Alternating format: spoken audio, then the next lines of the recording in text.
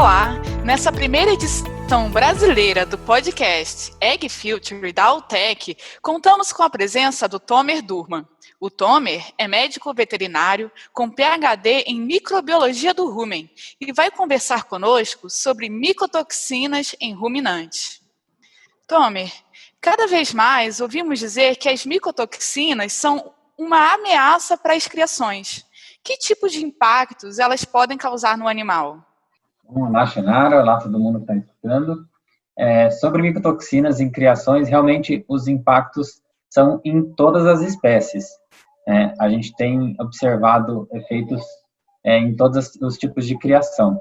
Então, os impactos, geralmente, eles são clínicos, quando você tem problemas de saúde no animal, e problemas zootécnicos, quando os índices da propriedade não vão bem, sendo produção e reprodução os mais afetados.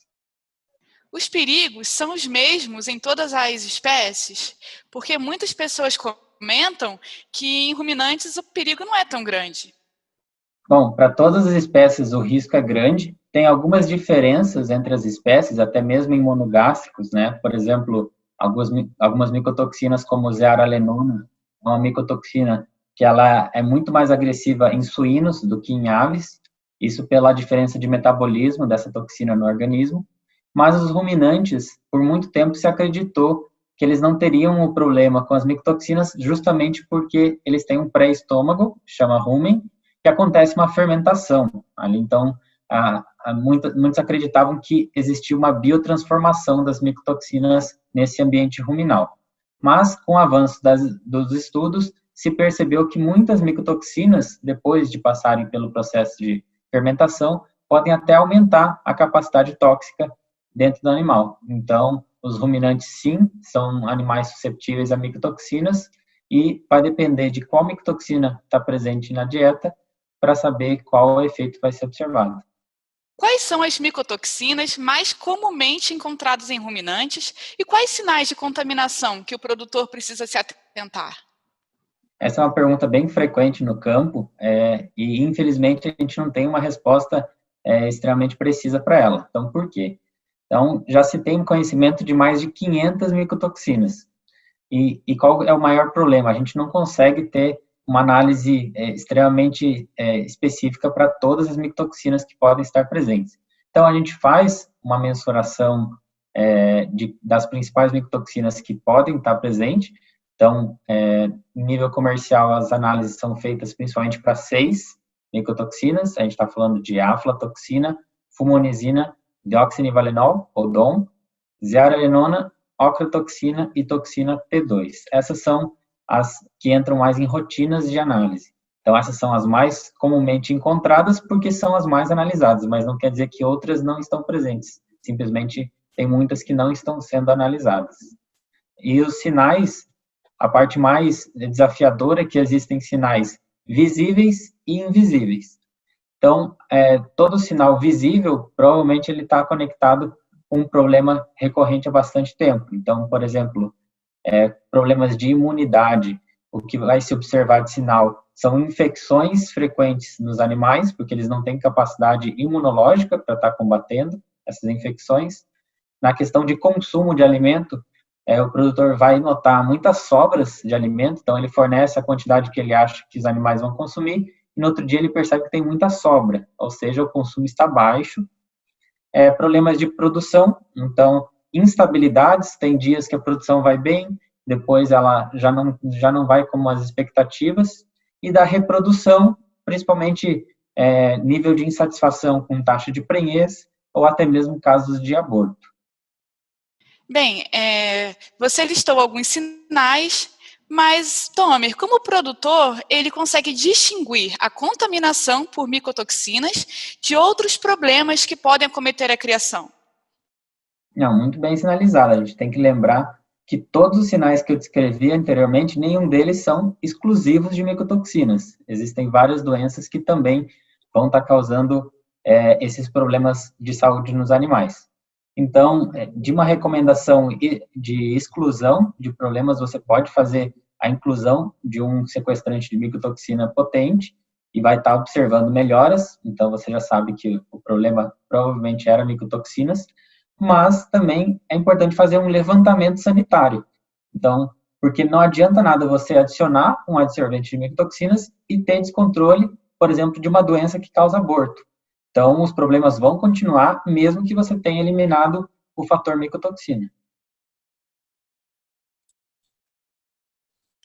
Entendi, Tomer. E um ponto assim que a gente sempre fala, não só na parte de nutrição animal, mas de modo geral, quando a gente fala em saúde, é que prevenir é sempre melhor que remediar.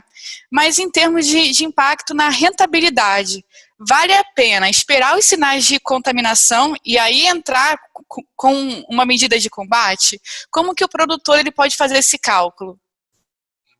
Bom, excelente pergunta. Isso acontece muito no campo, de se esperar ter um problema para ir resolver, e geralmente o tratamento vai ser muito mais caro do que a prevenção, porque principalmente a gente está falando de índices produtivos, então o animal vai ficar por muito tempo com a produção muito abaixo do potencial dele, e quando acontecer um problema de risco de vida para esse animal, o desembolso com o medicamento sempre vai ser muito alto. Então, como calcular isso? A gente tem base de pesquisa, por exemplo. Então, baseado nos estudos que são feitos com o uso de adsorventes de micotoxina, se sabe os benefícios de aumento de produção. Então, por exemplo, para a produção de leite, vários estudos observam mais de 1 litro de produção a mais por vaca por dia, quando se tem o uso de adsorvente de micotoxina. Taxas de prenhez, melhoras de até 20% da taxa de prenhez. Isso tudo vai trazer lucratividade ao sistema. Então, se o produtor, por muito tempo, fica com esse problema, ele vai tendo esse prejuízo invisível por muito tempo. Na produção de corte, ou de carne, temos estudos mostrando mais de 200 gramas de ganho de peso a menos quando o animal tem acometimento com micotoxinas. Então, esse é um exemplo, por exemplo, que o produtor ele nunca vai sentir um problema real que ele precisa intervir para estar colocando alguma solução. É um prejuízo que ele está tendo e não sabe que está tendo. Então, sempre vai ser melhor você prevenir, você ter esse seguro, né? Mais ou menos um mecanismo de vacina, né? Você evita que o problema aconteça do que ter as consequências dele estar acontecendo. E aí, baseado no que o produtor deixa de ganhar, é muito menor o investimento para proteção do que todo o prejuízo de estar esperando o problema estar acontecendo. E assim, você tocou então nesse assunto que a prevenção funciona como um seguro, né? Então, como a gente pode, né, o produtor pode evitar esse perigo, tanto no animal quanto no rumen? Bom, para evitar o problema, o ponto principal é você evitar a fonte de contaminação. Então, assim, micotoxinas é extremamente difícil de você fazer um controle final, de você ter 0 micotoxinas numa dieta. A gente também tem levantamentos geográficos no Brasil, principalmente mostrando que várias dietas estão contaminadas com micotoxinas, algumas em nível mais baixo, outras em nível mais alto, mas todas têm algum grau de contaminação. Então, a proteção contra micotoxinas vai ser se atentar aonde pode estar tendo fungos no sistema de produção, porque as micotoxinas são geradas por fungos, então eles podem estar acontecendo tanto na lavoura quanto em processo de armazenamento. Então, cada ponto da propriedade que possa melhorar no controle de fungos vai ajudar também no combate às micotoxinas. E com a sua experiência de campo, né, quais são as medidas que você tem observado que são as mais efetivas no combate às micotoxinas? Bom, os 2 pontos principais são, primeiro, evitar a proliferação de fungos na propriedade, então, está se atentando em processo de armazenagem, como é que a silagem, o feno, os grãos estão sendo armazenados? Será que eles têm contato com algum ambiente de alta umidade? Caso isso esteja acontecendo, você está dando um ambiente favorável para proliferação de fungos. Então, isso também em processos, por exemplo, onde você faz a moagem dos grãos, onde você faz a mistura dos alimentos, ou até mesmo onde você coloca o alimento para os animais estarem consumindo. Tudo isso tem que passar por uma rotina de inspeção para você saber se você não tem problema de fungos nesses ambientes. E o segundo ponto é você sempre ter a proteção contra micotoxinas presente na dieta. Você vai evitar baixos índices zootécnicos e evitar problemas clínicos também. Então, você está escolhendo um adsorvente de amplo espectro de ação, como o MycoSorb A+, vai te ajudar a nunca enfrentar o pior do desafio. Você sempre vai ter esse seguro junto ao produtor. A tecnologia é uma aliada na detecção de micotoxinas. Em que direção apontam os avanços tecnológicos? Não, muito bem sinalizado. A gente precisa mesmo de muita tecnologia, porque a gente está lidando com algo invisível, né? Micotoxinas, tem que lembrar que não é um problema biológico, é um problema químico. Então, a gente não está falando do fungo em si, é de um composto químico que o fungo produz. Ou seja, não necessariamente onde tem fungo tem micotoxina. Então, existem alimentos que visualmente estão muito bem, mas estão sim muito carregados de micotoxina. E o contrário também acontece. Às vezes, um alimento que visualmente está cheio de fungos, você faz uma análise e não está tão contaminado. Então, é bom estar dissociando essa averiguação visual. Então, a gente precisa de tecnologia, a gente precisa de análises.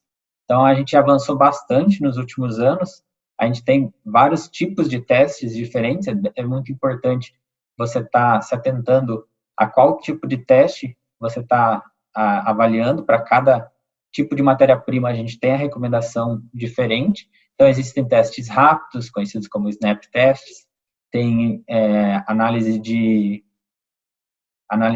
NIRS, que é chamado a espectrometria de infravermelho, teste de ELISA, o HPLC e o PLC. Então, eles são diferentes em níveis de detecção, então alguns são mais específicos, eles conseguem detectar melhor a presença de micotoxinas, e dependendo de qual o desafio que você quer tá avaliando, você tem que escolher o teste certo. E você tem um preferido?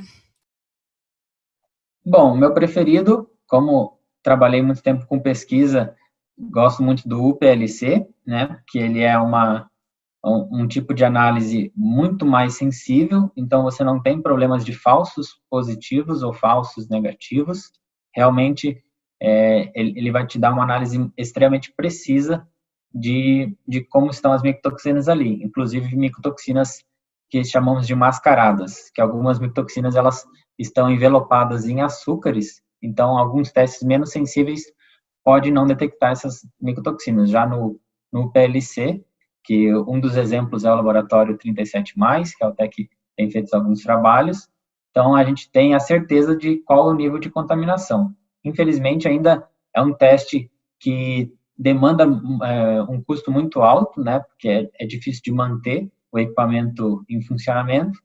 Então, de eleição, o mais usado é o teste de ELISA, e ele consegue dar uma noção de como está o nível de contaminação, ainda sendo um teste que demora bastante. Então, a gente, às vezes, tem problema de ter o desafio de micotoxina, mandar para um laboratório de análise, e, às vezes, receber essa resposta dentro de 3 a 4 semanas, e, de repente, o problema já está muito mais grave. Então, se você não quer ter esse delay de informação, seria interessante também estar considerando testes mais rápidos, como testes com fitas. Um exemplo é o RapidRead, que é uma plataforma que também a Altec tem divulgado de uma maneira mais rápida de ter acesso ao risco de contaminação. Muito bem, Tomer. E para encerrar, né, qual é a recomendação que você faz aos produtores sobre o combate às micotoxinas? De recomendação inicial é eles entenderem que o problema existe sim, terem uma gestão de risco, então tentarem classificar como está o risco na sua propriedade, de baixo, médio ou alto, terem uma rotina de estarem verificando pontos críticos na propriedade, que possa ter proliferação de fungos, e estarem usando uma tecnologia de segurança contra micotoxinas, como o MycoSorb A+, que vai dar essa segurança e deixar o animal expressar o máximo da sua capacidade produtiva. Muito obrigada, Tomer. E para mais informações sobre micotoxinas, acesse www.tudosobremicotoxinas.com. E aos ouvintes do Egg Future e da Altec, um abraço e até a próxima.